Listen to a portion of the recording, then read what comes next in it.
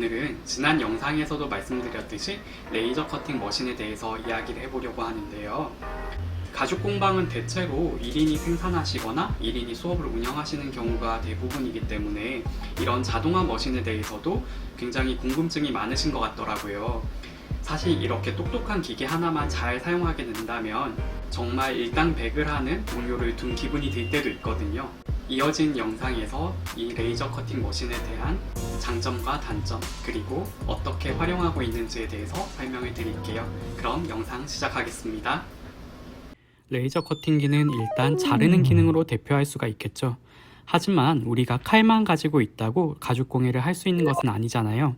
바늘, 본드, 포니, 펀치, 송곳 등등 가방을 완성하는 데에는 수십 가지 도구들의 사용이 필요합니다. 한마디로 레이저 커팅기는 만능이 아닙니다. 레이저 커팅기가 모든 해결책이 아니라는 말씀을 먼저 드리고 이 이야기를 시작하겠습니다. 레이저 커팅기로 가죽이 얼마나 잘 잘릴까요? 사실 잘 잘리기도 하지만 전혀 안 잘리기도 합니다. 이게 무슨 말이냐면 어떤 가죽은 잘 잘리는데 같은 출력에서 어떤 가죽들은 전혀 잘리지 않습니다. 사실 저도 이 부분이 어려운 게 업체에서 판매하는 여러 두께, 여러 종류의 가죽을 테스트하고 적절한 출력과 속도로 세팅해서 값을 정하고 있는데 그 결과로 말씀드릴 수 있는 점은 베지터블 가죽, 그 중에서도 여러분이 익히 잘 알고 계시는 질 좋고 비싼 가죽들은 잘 잘립니다. 상대적으로 베지터블 가죽 중 저렴한 종류들이나 크롬 가죽들은 표면에 그름만 생기지 잘 잘리지 않기 때문에 만약에 레이저 커팅기로 한 번에 가죽 재단을 하길 원하신다면 풀 베지터블 가죽들을 사용하시는 것을 추천합니다.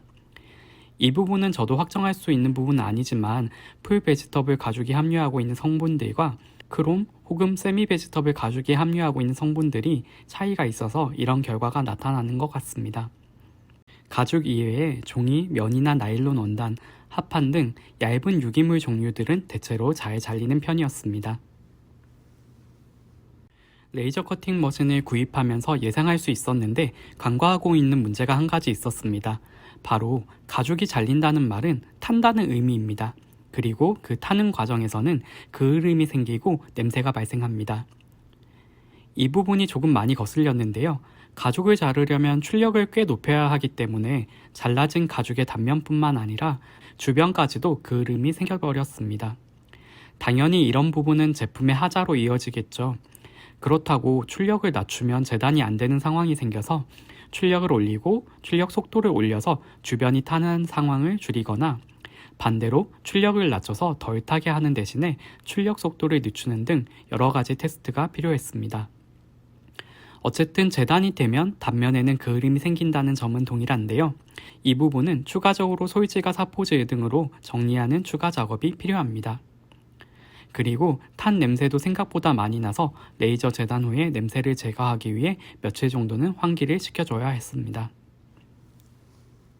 레이저 커팅 머신을 구입하기 전에 효율에 대해서도 한번 생각해 보셔야 되겠죠. 레이저 커팅기는 칼이라고 했었죠. 그러면 칼에 해당하는 재단 방식에는 어떤 것들이 있을까요? 첫 번째로 손으로 재단하는 방법이 있을 것이고요. 두 번째, 철형이나 목형을 사용하는 방식이 있고, 세 번째, 가죽용 CNC를 사용하는 방법이 있습니다. 제 경험상 손으로 재단하는 방식이 가장 로스가 적고 간편했습니다.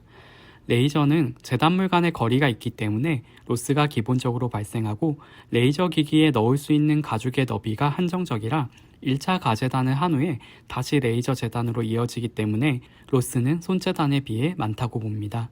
그렇기 때문에 하나만 만드는 주문 제작 방식에서는 손재단이 가장 좋습니다. 한 개의 제품을 위해서 손 패턴을 다시 파일로 만들고 가재단까지 해야 되는 점이 번거롭기도 하고요.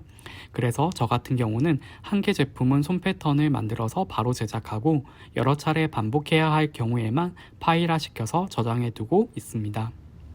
대신 손재단의 단점은 개수가 많아지면 피로도도 높고 사람에 따라 정확도도 떨어지기 때문에 이 경우에는 로스를 감안하더라도 레이저 재단을 이용하면 반복 재단하기 좋다고 생각합니다.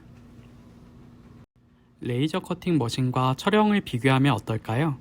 레이저 커팅기를 들이게 될 때 가장 비교가 많이 되는 부분은 철형인데요. 저 같은 경우도 초창기에는 입점 판매 위주로 공방을 운영했기 때문에 철형을 많이 제작했습니다. 내가 고정적으로 판매하는 제품이 있고 디자인이나 패턴에서 변형이 없는 상황이라면 촬영이 가장 유리한 재단 방법이라고 생각합니다.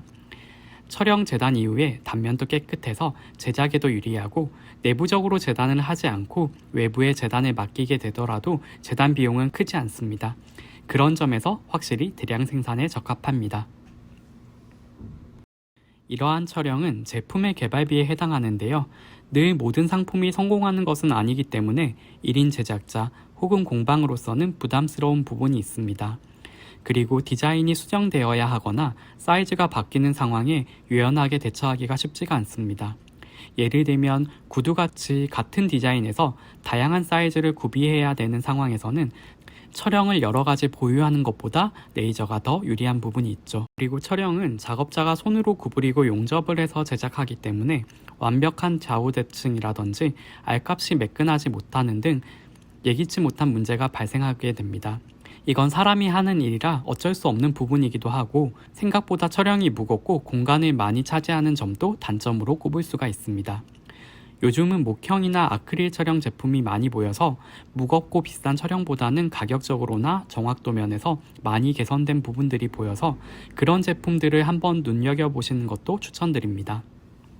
촬영은 대량 생산에 유리하고 레이저는 유연한 소량 생산에 유리하다는 정도로 정리해도 될 것 같습니다. 레이저 커팅기와 손재단, 촬영 재단 방식은 가위바위보처럼 각각의 장점과 단점이 있습니다. 본인이 작업 생산하시는 방식에 맞게 유연하게 선택하시면 될 것 같습니다.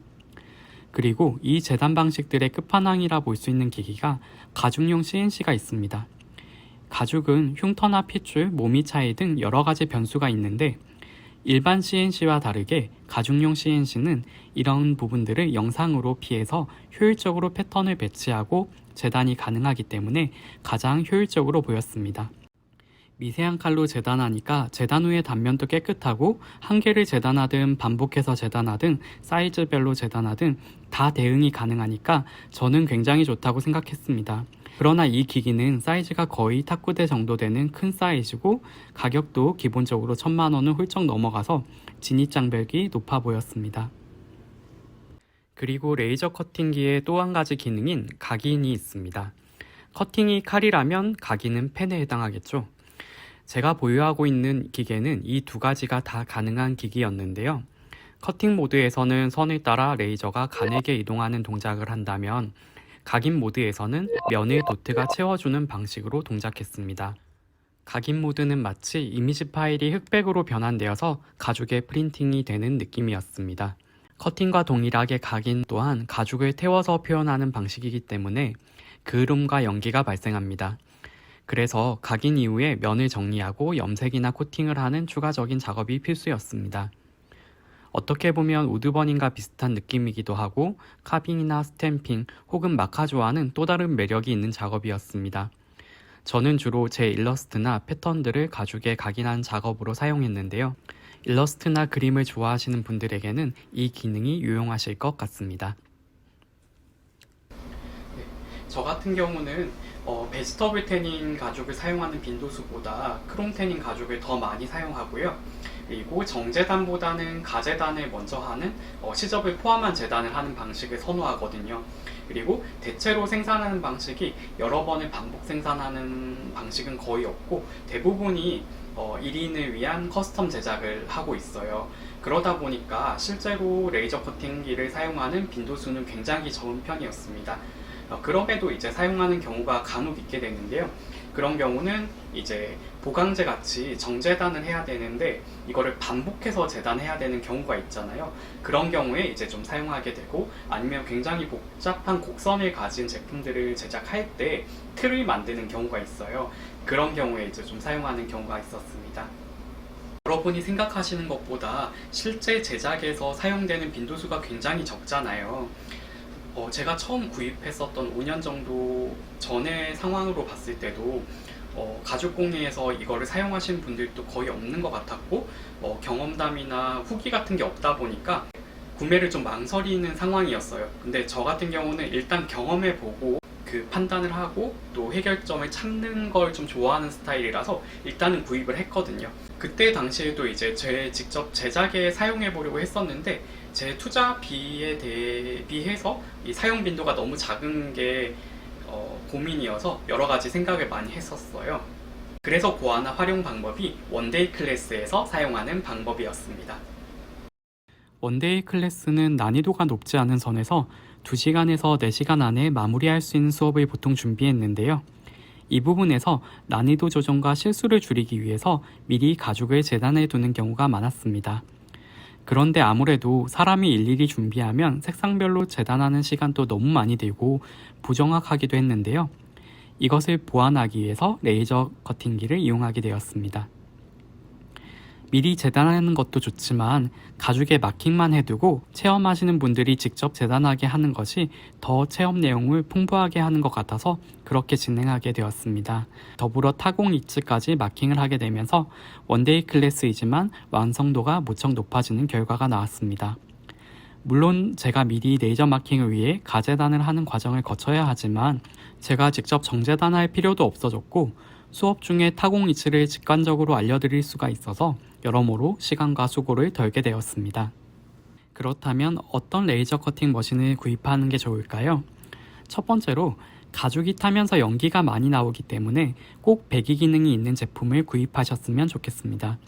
그리고 설치 위치에 한기가 잘 되는지도 중요하고 배기 호스가 설치 가능한 외부 통로나 창문이 있는지도 고려해서 구입하시기 바랍니다. 두 번째로 기기의 형태를 단순화해서 별도의 커버가 없이 레이저가 외부에 노출되는 제품들도 있는데요. 이건 정말 위험할 수 있으니까 꼭 커버가 있는 안전한 제품을 구입하셨으면 좋겠습니다. 세 번째, 되도록 작업 면적이 큰 제품을 추천드리고 싶습니다. 물론 크기가 커지면 비싸지는 것은 사실이지만 각인을 위해서 가죽의 가재단이 불가피한데요. 한 번에 각인할 수 있는 면적이 크면 클수록 로스가 적어지니까 작업 면적이 큰 것으로 추천드립니다.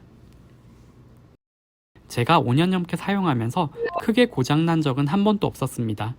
다만 레이저관은 오래 사용하면 교체해 주어야 되는 시기가 오는데요. 저는 올해 처음으로 레이저관을 교체했고 직접 교체하는 부분이 크게 어렵지는 않았습니다. 레이저 각인기 커팅기가 대기업에서 만드는 가전제품과 같은 기계가 아니다 보니까 제가 특정 제품을 추천드리긴 사실상 어렵습니다. 그리고 AS 같은 것도 받기가 어려울 수도 있거든요. 되도록이면 오프라인에서 오랫동안 기기를 판매하시는 대리점이나 업체에서 구입하셨으면 좋겠습니다. 마지막으로 레이저 커팅 머신은 만능이 아니라 여러분이 창작을 하는 데 있어서 어느 정도 도움을 주는 제품이라는 걸 꼭 설명드리고 싶었고요. 그리고 무엇보다 패턴을 먼저 뜰 줄 알아야지 이렇게 좋은 기기도 무용지물이 되지 않고 유용하게 사용할 수가 있을 거라고 생각이 됩니다. 레이저 커팅 머신을 구입할까 고민하셨던 분들에게 이 영상이 도움이 되셨으면 좋겠습니다. 긴 영상 끝까지 봐주셔서 너무 감사드립니다. 구독과 좋아요도 꼭 눌러주세요. 감사합니다.